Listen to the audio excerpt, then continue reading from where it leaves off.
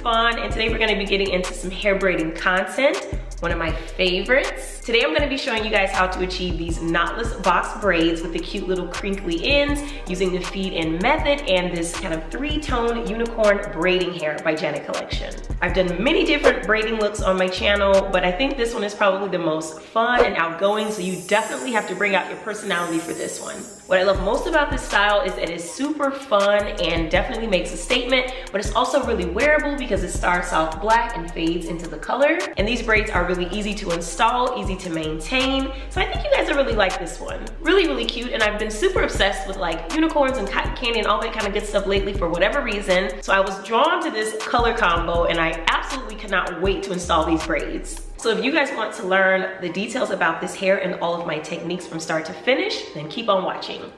All right, let's get right to it. Starting off with freshly washed and conditioned hair. I just have it in these plait braids, air drying a little bit. And this is the braiding hair that I am using. It is a unicorn themed braiding hair by Janet Collection. It's supposed to be 48 inches, but I really think it's more like 24. It's pre-stretched with the hot water set and also some cool suggestions on how to finish the ends right on the backside. The three colors are black, pink, and this sky blue, and they blend together really nicely with this kind of gradient effect. And now I'm going to go ahead and blow dry my hair because it's easier to do it while it's air dried versus soaking wet. And to make it even easier, I use the tension method. Don't know what that is? Let me go ahead and show you. Basically, I brush my hair out from the air dried state and I hold it taut and I let the blow dryer kind of go from the top to bottom. A quick way to stretch it out without all the damage. And that's it. Really quick process and my hair is good to go. And you guys, I did use a heat protectant. I used this Cantu one for the first time. It's called Thermal Shield. It might be my favorite, okay? It protects the hair up to 425 degrees Fahrenheit. I really love it because it's not all oily and it doesn't make my hair feel crazy. Reaching for another proven fave, and that's this first Touchdown Edge Tamer. You guys, this is my absolute favorite edge product to use when I'm doing any type of braided extensions. It helps with parting, it keeps the hairs in place, and it helps to blend your natural hair into the extensions. Now let's have a closer look at this unicorn themed braiding hair. I wanted you guys to see the soft texture of it and also the gradient of the blending of the colors and how the transitions are really natural, which is why I consider this hair to be very wearable, not to mention it's super lightweight. But we are starting off with some pretty small pieces for each of the feed-ins. I'm trying to stick to using 5 or 6 feed-in sections per braid, but you guys know that's more of an estimate. Just do whatever it takes to get the sizes of your braids to all be even for the most part. Using 2 different types of combs this time, one for general parts and one for more precise parts. This is just going to help me really nail these parts since it's really difficult to do them yourself. Parting is the most time-consuming part of doing braids, so whatever I can do to make this as quick as possible, I am going to try it. And this first row is actually always the hardest one to braid for me. So I am just going in and creating my little box.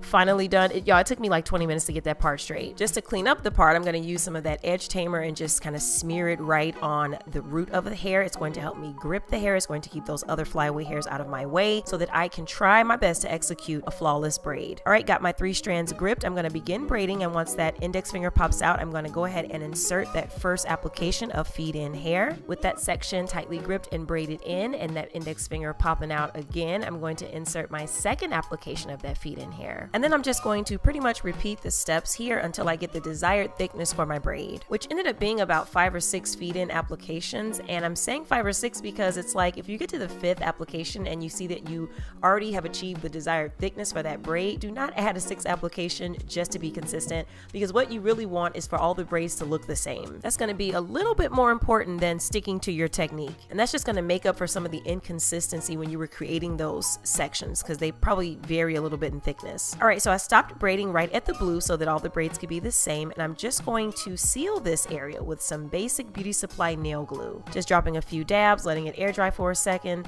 inspecting the braid to make sure that I like it, and then we're going to move on. And I'm not going to bore you guys with this full 5-hour process, but I will share some tips that helped me. Here I am using some of that edge tamer to blend my natural ends in with the braiding hair. Believe it or not, this keeps the hair tamed for the duration of the style. Like, I've never had an edge tamer give out on me mid-style. Natural hair is naturally dull, so it also shines the hair up a bit to help it blend better aesthetically with the braiding hair, which is usually pretty shiny. So I go through quite a bit of edge tamer for every braided style that I do.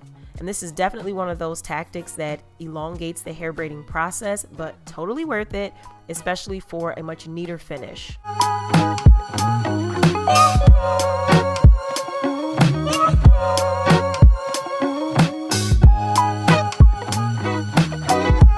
Got those first 3 rows done. Those are typically the most difficult to part. Now we're going to move on to the crown, which takes the longest just in braiding because it's a lot more hair there than you think. But I'm going to show you all the feed-in technique once more in case you missed it.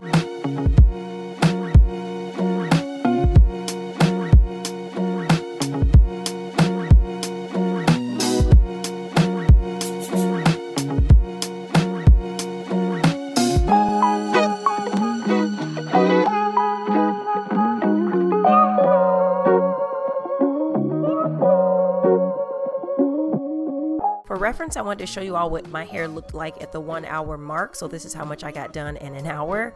And this is what 1 full bag of hair looked like. So those 3 bundles that came in that 1 bag, that's what's in my hair right now. And we did use a total of the 3 bags. So 9 little bundles. This full braiding process took 5 hours and I have a total of 63 braids. Last time I did this look, it took me 7 hours, but I think braiding the hair partially and using that glue is what saved me some time. This is how we're going to finish the ends and get that nice crinkly effect. So I'm just going to separate the hair into manageable sections.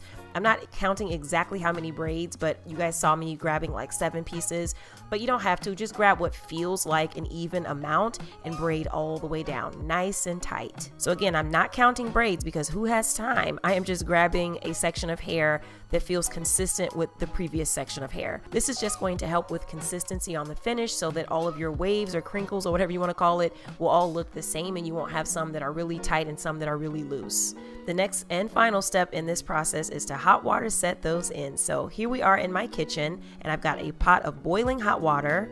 I'm turning the fire off and we are going to dip the hair directly into this pot. I like my water to be scalding hot, okay? So there are no excuses as to why I need to double dip this stuff later. The hotter the water, the better the hot water set. As always, just gotta practice safety measures and be very careful with the hot water. And as you're dipping it, making sure not to dip too high and dipping your natural real hair into this water because there is no amount of heat protectant that's going to save you from scalding boiling water. You will absolutely have heat damage. So just be careful as to how deep into the water you're dipping. I really like using the color coded hair because it kind of gives me a gauge as to where my real hair ends, so I know that just dipping the blue is the safe zone, because for sure my natural hair was definitely longer than the black section of this braiding hair. Okay, now I didn't even bother taking these braids down until the next day because I was frankly tired and I also did not want to be bothered with any kind of damp wet hair going on. So here we are the next day and the braids are fully intact, which lets me know that I dipped and soaked them in the hot water properly.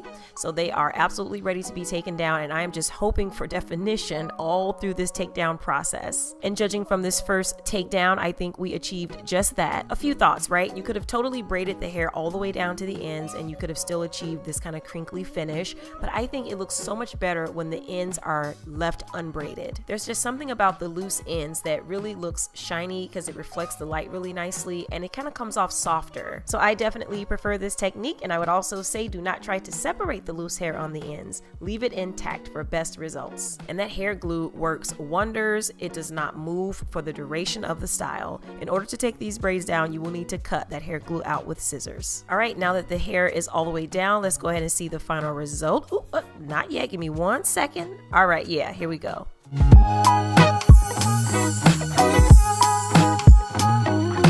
Yep, really like the way these turned out, you guys. The color is so pretty. It reminds me of cotton candy. It's definitely giving a unicorn. And that's why I really love the crinkled ends, because it kind of reminds me of a fun, whimsical unicorn. And I really like the length. I feel like they're not too long, but not too short. And I must say, I think we did a pretty good job this time keeping the parts nice and straight and consistent, which is very difficult considering it's all being done freehand and you don't have eyes in the back of your head. So do not forget to give yourself grace in this process. But I love hair braiding. I think it is a beautiful skill that if you do possess, you should definitely practice. And I don't even have to tell you how much money I save doing my own braids. Alright you guys, that is it for today's DIY hair braiding tutorial. I hope this video was helpful to you guys, or at least fun to watch. Let me know down below in the comments what you thought of the finished results, as well as the techniques that led to the finished results. And if you enjoyed this video, make sure that you subscribe, and I will see you in my next one. Mwah! Bye!